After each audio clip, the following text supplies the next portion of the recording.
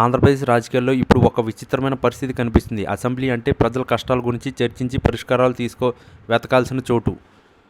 కానీ దురదృష్టవశాత్తు అక్కడ ప్రజా సమస్యల కంటే వ్యక్తిగత విమర్శలు, పాటలు, జోకులే ఎక్కువగా వినిపిస్తున్నాయి. రాష్ట్రంలో ఎన్నో ఇబ్బందులు ఉన్నా కూడా వాటిని పట్టించుకోకుండా ఎమ్మెల్యేలు ఒకరికొకరు ఆట పట్టించుకుంటూ కాలక్షేపం చేయడం బాధాకరం. 124 సీట్లు ఇచ్చి ప్రజలు అధికారం కట్టబెట్టి ఇలా డ్రామాలు ఆడడానికి కాదని అందరూ గుర్తుంచుకోవాలి. పాలనను గాలికి వదిలేసి ఇలాంటి పనులు చేయడం వల్ల సామాన్య ప్రజలకు ఒరిగేదేమీ లేదు. ప్రస్తుత పాలనలో రాష్ట్రం అగ్నిగుండంలా మారిందని విమర్శలు బలంగా వినిపిస్తున్నాయి.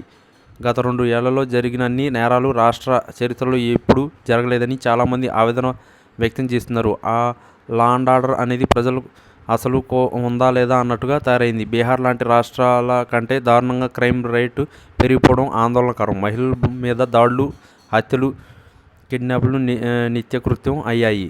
ముఖ్యంగా ఎస్టీ, ఎస్సీల మీద జరుగుతున్న దాడులు దేశ చరిత్రలోనే అత్యధికంగా నమోదు కావడం సిగ్గుచేటు. ప్రజలకు రక్షణ కల్పించాల్సిన ప్రభుత్వం కేవలం రాజకీయ కక్ష సాధింపులకే ప్రాధాన్యత ఇస్తుంది.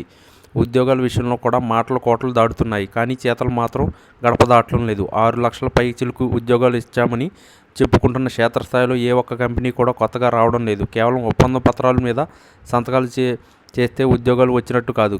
వేల మంది విద్యార్థులు తమ ఆకలిని చంపుకుని ట్యూషన్లు ఫీజులు కట్టలేక ఇబ్బంది పడుతూనే నోటిఫికేషన్ కోసం ఎదురు చూస్తున్నారు. ప్రతి ఏటా జనవరి 1వ తేదీ జాబ్ క్యాలెండర్ ఇస్తామన్న హామీ ఎటుపోయింది ఎవరికీ అర్థం కావడం లేదు. నిరుద్యోగ వృత్తి కింద నెలకు 3,000 ఇస్తామని చెప్పి ఇప్పుడు మొహం చాటేయడం మోసం కాదా అని జనం అడుగుతున్నారు. సూపర్ 6 అంటూ ఎన్నికల ముందు ఊదరగొట్టిన హామీలు అమలుకు నోచుకోవడం లేదు. మహిళలకు నెలకు 1,500 రూపాయలు ఇస్తామని, ఉచిత గ్యాస్ సిలిండర్లు అందిస్తామని చెప్పి ఇప్పుడు కాలయాపన చేస్తున్నారు. అధికారం చేతిలో రాగానే ప్రజల కష్టాలు మర్చిపోయి వందల మంది సెక్యూరిటీ మధ్య తిరుగుతూ ఆడంబరాలు ప్రాధాన్యత ఇస్తున్నారు. నిత్యం ధర్నా చౌక్ల దగ్గర వేల మంది తమ గోడు చెప్పుకోవడానికి వస్తున్న పాలకులకు ఆ కన్నీళ్లు కనిపించడం లేదు. ప్రశ్నించడానికి పార్టీ పెట్టానని చెప్పిన వారు ఇప్పుడు ప్రభుత్వంలో ఉండి ప్రజల తరపున ఎందుకు మాట్లాడడం లేదో సమాధానం చెప్పాలి.